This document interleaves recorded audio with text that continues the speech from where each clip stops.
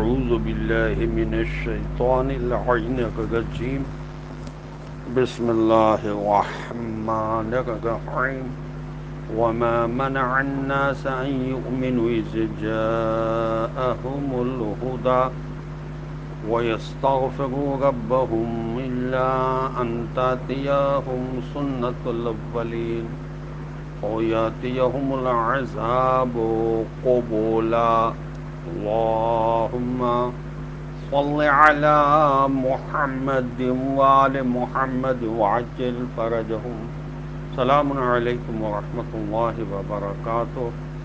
اللہ تبارک و تعالیٰ کا شکر ہے کہ میں نے سورہ مبارک کہف جو قرآن مجید کا 18 نمبر کا سورہ ہے، اس کی آیت نمبر 55 کی تلاوت کا شرف حاصل کیا، جس کا ترجمہ یہ ہے: اور جب ان کے پاس ہدایت آ گئی تھی تو ایمان لانے اور رب سے معافی طلب کرنے سے لوگوں کو کسی چیز نے نہیں روکا، سوائے اس کے کہ ان کے ساتھ بھی وہی کچھ ہو جائے جو ان سے پہلوں کے ساتھ ہوا تھا، یا ان کے سامنے عذاب آ جائے۔ یہ لوگ سابقہ امتوں کی روش پر چلتے ہیں، عذاب آنے تک ایمان نہیں لاتے، جبکہ عذاب آنے کے بعد کا ایمان ان کے لیے فائدہ مند نہیں ہے، لیکن ہمارا عذاب دیکھ لینے کے بعد ان کا ایمان ان کے لیے فائدہ مند نہیں رہے گا۔ اس قسم کا ایمان فرعون بھی غرق ہوتے وقت لایا تھا۔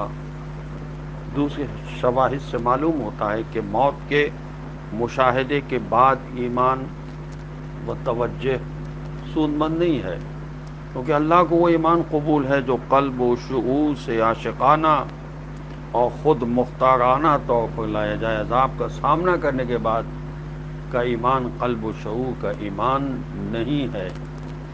ثانیاً وہ ایمان سود مند ہے جس کے کردار پر اثرات ہوں۔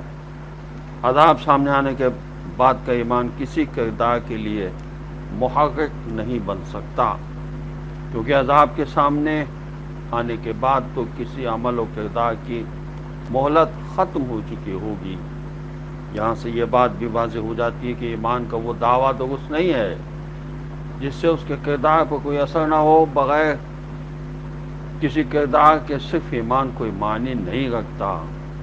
مہلت ختم ہونے کے بعد کا ایمان مفید نہیں ہے، وہ ایمان ہی نہیں ہے جس کا کسی کردار پر کوئی اثر نہ ہو۔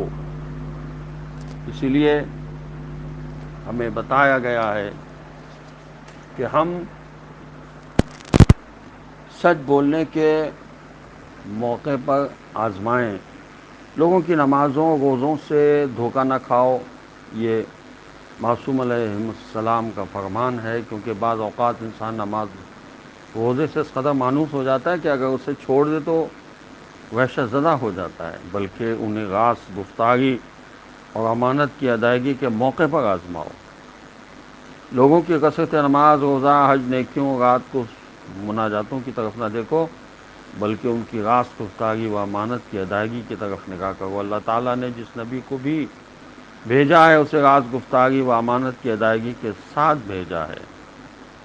السلام علیکم ورحمۃ اللہ وبرکاتہ۔